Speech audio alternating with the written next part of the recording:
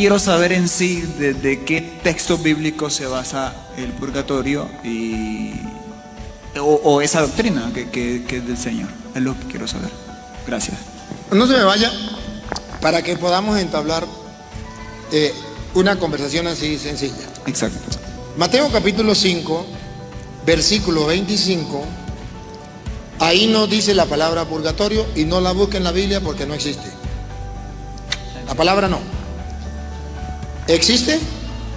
La doctrina. Eso sí existe. Mateo 5, 25. Encontramos la doctrina. Si quiere usted la lee. La tiene ahí en el... Sí, pero no sé si igual porque esta es la Reina No me Valera. importa. No, Okay. me gusta que la lea de ahí. Espérese usted. Mateo, ¿qué? 8. Mateo 5, 25. 5. Porque de la Reina Valera, no, es la Reina Valera, es que él tiene. Okay. Es porque es que los hermanos separados hay que leerle con la Biblia de ellos. Exacto. Para que ellos no digan que está en la Biblia de nosotros y en la Biblia de ellos no está. Ok, 5:25. En adelante. Ponte de acuerdo con tu adversario pronto, entre tanto que estás con él en el camino. No sea que el adversario te entregue al juez. A ver, dime aquí, ¿quién es el juez? Dios. Mientras vamos de camino, nosotros, ¿a dónde se refiere? En la vida. En la vida. Siga. Cuando llegamos al juez que ya morimos. Siga. Y el juez al alguacil, y seas encarcelado en la cárcel. Sea encarcelado en la cárcel. Entonces hay una cárcel. A esa cárcel nosotros la llamamos purgatorio. No la llamamos cárcel, la llamamos purgatorio. Pero Jesús la llamó cárcel. Sea encarcelado en la cárcel. Usted puede decir, esa cárcel es el infierno. Nosotros decimos, no es el infierno, porque Jesús ahorita va a decir que de esa cárcel sale. Y del infierno nadie sale. Tampoco es el cielo, porque el cielo no es una cárcel. Pero Jesucristo muestra que cuando una persona muere, va a ir a una cárcel si todavía no ha arreglado las cuentas bien, si muere en pecado. Va a ir a una cárcel. Siga, será encarcelado. De cierto te digo que no saldrás de allí hasta que pagues el último cuadrante. Pregunto, ¿algún día saldrá de esa cárcel? Sí, hasta que pague el último. Ajá, y pregunto, ¿cuál es esa cárcel? ¿El infierno, el cielo o cuál sería? Según lo que yo, pues, y lo que usted acaba de decir, es un lugar, un estado de la persona, del alma, en el cual tiene que pagar lo último que hizo en esta tierra hasta que... Entonces, a eso nosotros llamamos purgatorio. Verdaderamente la palabra purgatorio no existe.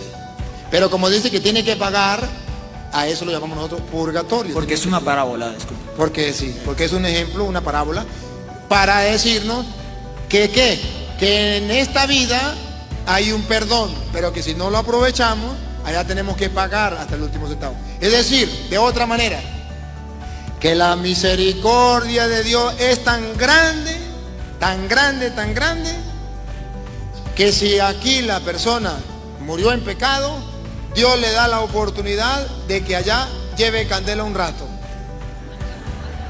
y pague hasta el último. Por ejemplo, a ver, con el ejemplo nos entendemos. Mire, hermano, usted y yo sabemos que robar es malo, es un pecado. Vamos a suponer que aquí el hermano Luis, perdóneme Luis que me meta con usted, es el hombre más santo que puede existir. Pero resulta, y fue a robarle la gallina a la vecina, y vino el vecino y le metió un tiro y lo mató. Él era muy santo, pecado no tenía, pero lo mataron robándose una gallina. Para su entender, en ese Dios que dice la Biblia que es amor y misericordioso, ¿usted cree que Luis, el único pecado que tiene es que robó esa gallina? ¿Cree que Luis sería condenado al infierno por toda una eternidad por una gallina? En realidad diría que tiene que pagar por lo que hizo. Tenía que pagar. Y cuando pague hasta la última pluma de la gallina, saldrá. Exacto. Se salvará. Exacto. Puedo entender claramente este tema, aunque no lo tenía bien claro. Va, una segunda cita para que me la tenga más clara. Primera de Corintios capítulo 3 versículo 13. Usted mismo lo lee porque yo de ahí no la he leído y necesito escucharla de la Biblia Reina Valera. 3:13. Primera de Corintios 3, 13. Ok. La obra de cada uno se hará manifiesta, porque el día la declarará.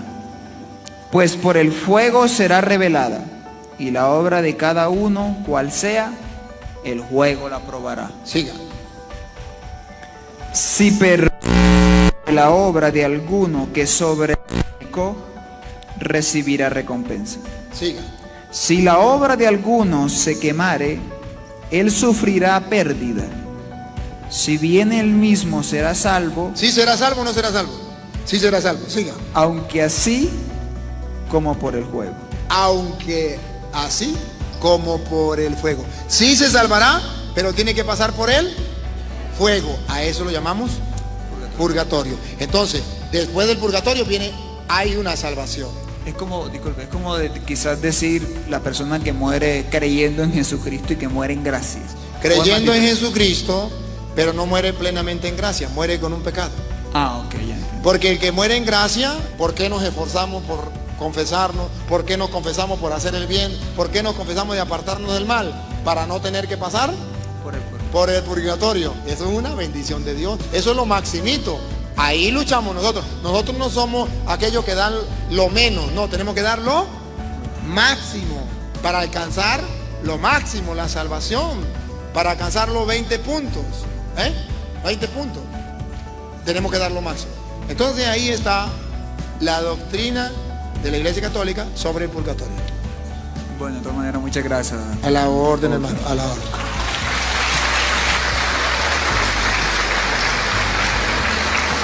Buenas noches. Acerca de ese tema, pienso, y usted ojalá con su sabiduría me pudiera responder, cuando las ánimas están en pena, o ve uno mucha gente ahorita que está sufriendo, que está padeciendo, están en ese purgatorio. En ese purgatorio. Y podemos orar por esa persona. Pero algún día deben salir de ahí. Algún día pueden salir, pero si oramos puede salir, podemos ayudarle para que salga. Ok. ¿Y usted quiere saber dónde lo dice? ¿Perdón? ¿Quiere saber dónde lo dice? Sí, por favor. Primera de Juan capítulo 5 versículo 16 en adelante. A ver, necesito que ustedes presten la mayor atención en esta cita.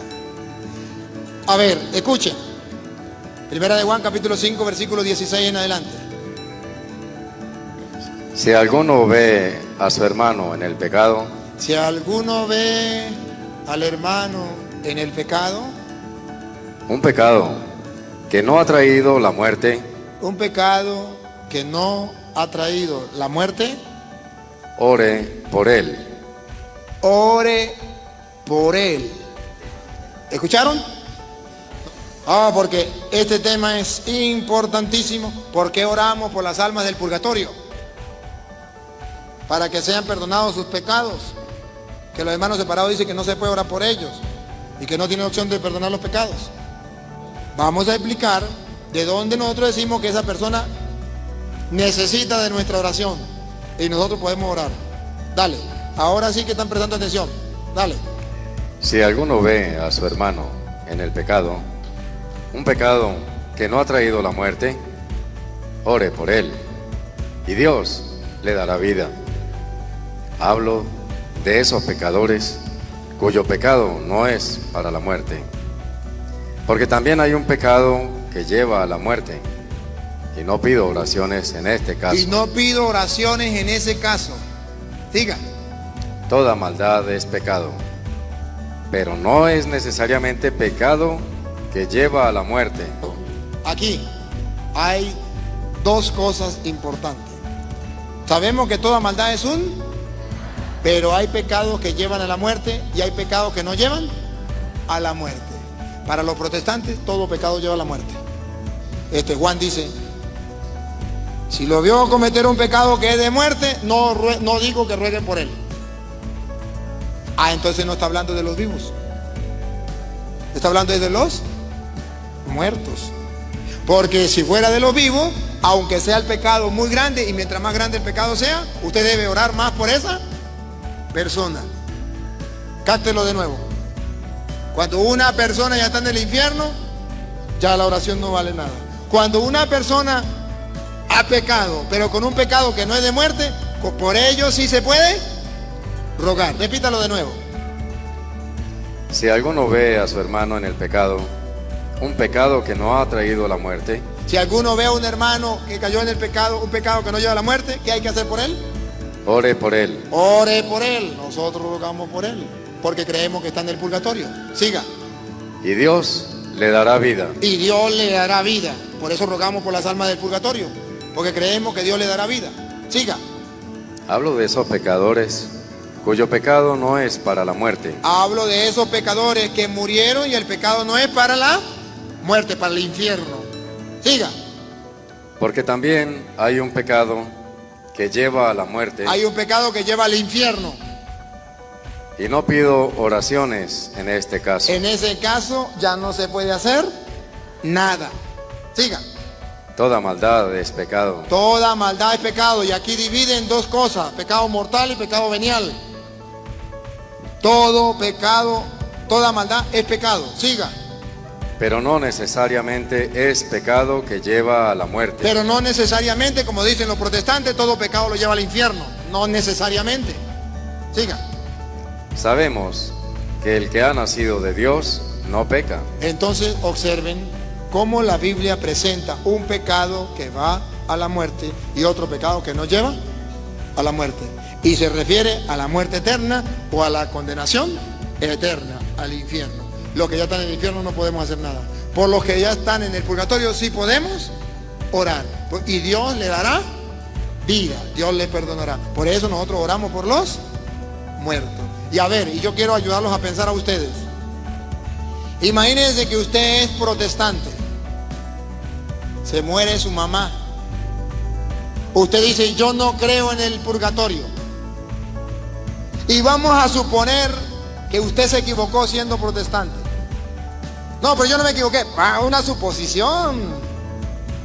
Si usted se equivocó y resulta que sí existía el purgatorio, y su mamá está llevando candela en el purgatorio, y usted, como es protestante y el pastor le dijo que no orara, no hace nada por su mamá, ¿qué le parece? Ahora vamos a ver que se equivoque un católico. Vamos a imaginar que el católico se equivoque y resulta que su mamá murió y él piensa que está en el purgatorio y comienza a orar por ella. Resulta que no existe el purgatorio. Su mamá no le pasó nada, no sufre. Y la mamá del protestante sí sufre. Si un protestante se llega a equivocar y que están equivocados, su mamá sí va a llevar candela.